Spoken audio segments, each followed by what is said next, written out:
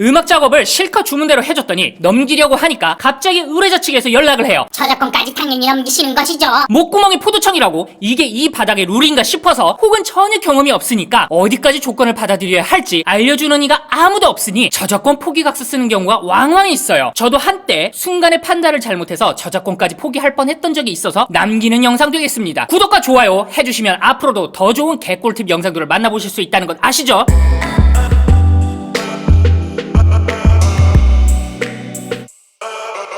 제가 예전에 저작권 포기 안 했다고 의뢰자 측으로부터 빨갱이 좌파라는 소리까지 들었던 경험이 있어요. 저작권이란 개념 자체가 굉장히 자본주의적 개념인데 왜 빨갱이 좌파라는 소리를 들었어야 하는지, 나는 정말 레드를 좋아하는 것인가, 혹시라도 저작권을 포기 안 하면 나는 공산주의자가 되는 것인가, 북한으로 가야 하는가, 그 이유를 알기 위해서 미친듯이 대한민국 저작권법 하나하나 파헤치고 변호사분들에게 자문도 구했었어요. 알려주는 사람이 없으니까 어쩌겠어요. 잇몸으로 씹어 제껴야지. 어떤 사건이 있을 때에 우리는 양측의 의견을 다 들어볼 필요가 있어요. 당시 의뢰자의 입장은 이러했어요. 의뢰자의 요구대로 조건대로 수임자가 받아서 만들어준 창작물이므로 1차 원청에 대한 저작권이 존재한다. 또한 삼성전자에서 내가 일했을 때에 모든 저작권과 특허에 대한 권리는 삼성전자 것이었지 개인 직원의 소유물이 안 됐었다. 얼핏 들으면 그럴싸해요. 어찌됐든 의뢰자의 요구와 조건대로 수임자가 만들어줬다면 그 최종 창작물에 대해서 의뢰자가 제공한 1차적 아이디어에 대한 저작권도 인정을 해줘야 되는 것 아니냐. 그리고 국내 탑티어이자 세계 탑티어급인 삼성전자 예시를 들며 탑티어도 이렇게 하는데 너 같은 따까리가 저작권을 가져가려 하는 것은 100만 년은 이르다 식으로 논리적 반박을 하신 것도 뭐 이해는 됩니다. 탑티어를 예시로 들면서 상대방의 의견을 논파하는 것은 자주 사용하는 논쟁에서 이기는 방법이기도 하고요. 그럼 대한민국 법령이 보호하는 테두리 안에서 하나하나 짚고 넘어갈게요. 먼저 대한민국 저작권법에서 보호해주는 창작물의 정의와 범위는 다른 사람이 느껴서 알 수 있을 정도로 저작자의 머릿속에 있는 것이 어떠한 형식으로든지 외부에 나타내어야 한다라고 정의를 해요. 그러므로 어떤 구상이나 아이디어, 화풍 등은 바깥으로 나타내지 않는 것이므로 저작물이 아니에요. 저작권법의 대전제는 사상이나 감정 같은 아이디어를 보호하는 것이 아니라 그 아이디어의 표현을 보호하기 때문이에요. 그러므로 만약에 의뢰자가 팔비트의 드럼비트 위에 뭔가 햇살이 비추는 듯한 밝은 느낌에 정원을 뛰쳐나가는 그런 행진하는 비트감에 현악 사중지가 들어가면 좋겠어요 라고 본인이 생각하는 아이디어로 작업자에게 주문을 했다고 해도 해당 아이디어는 저작권법이 보호하는 범위가 아니란 얘기예요. 결국 해당 아이디어를 외부로 드러날 수 있게 표현을 한 것은 작업자의 몫이니까요. 허드슨 소프트의 bomberman과 넥슨의 크레이지 아케이드, 닌텐도의 마리오 카트, 넥슨의 카트 라이더 한때 뜨거운 표절 논란이 있었으나 비록 아이디어는 같으나 어떤 형태로 외부에 보여줄 것인가의 표현이 달랐기 때문에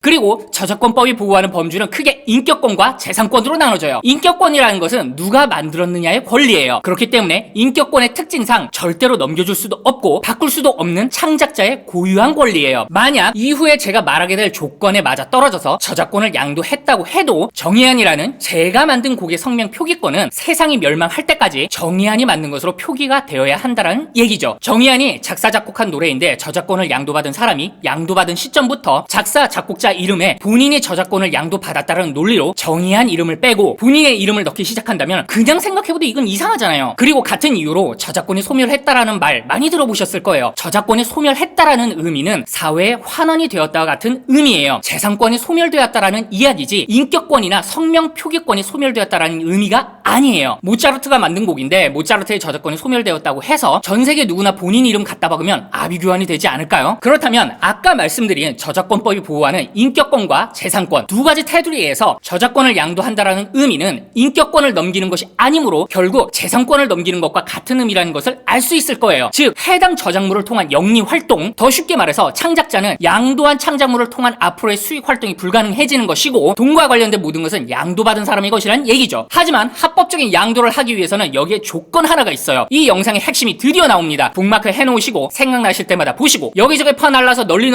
알려주시오. 제발 양아치 쓰레기 같은 사장놈들 만나지 않기를 바랄게요. 저작권법이 보호하는 재산권을 양도받기 위해서는 업무상 저작물이라는 조건이 들어갑니다. 업무상 저작물? 어이? 그게 뭐지? 하실 거예요. 업무상 저작물의 정의가 무엇이냐면 법인 단체의 기획 하에 법인 등의 업무에 종사하는 자가 업무상 작성하는 저작물을 의미한다고 저작권법 제2조 31항에 적혀져 있어요. 즉 여기서 중요한 문구는 법인 단체의 기획 하에 업무에 종사하는 자가 작성이라는 부분으로 의뢰자가 저작권에 대한 양도 및 포기를 합법적이고 정당하게 작업자에게 요구를 하려면 최소 법인으로 등록된 회사에서 정규직의 4종신기라고 불려지는 건강보험, 고용보험, 산재보험 그리고 국민연금을 정규직 연봉 계약과 함께 내주시면서 법인에서 미리 기획된 내용을 나에게 주는 업무라고 들이밀면서 작업자의 기능과 기술을 이용하여 저작물을 만들었을 때에 이 경우 저작권은 법인의 재산이 될 수 있어요. 즉 앞에 예시를 들었던 삼성전자에서는 저작권과 특허권이 개인 직원 것이 아니었다라는 말에 법령 근거가 여기서 나오는 거예요. 삼성전자라는 법인에서 정규직 근로자로 고용한 사람들에게 삼성전자 법인이 기획한 내용을 업무라고 던져준 다음에 나온 작업물이니까 당연히 저작재산권은 삼성전자 것인 거예요. 이제 알겠어요?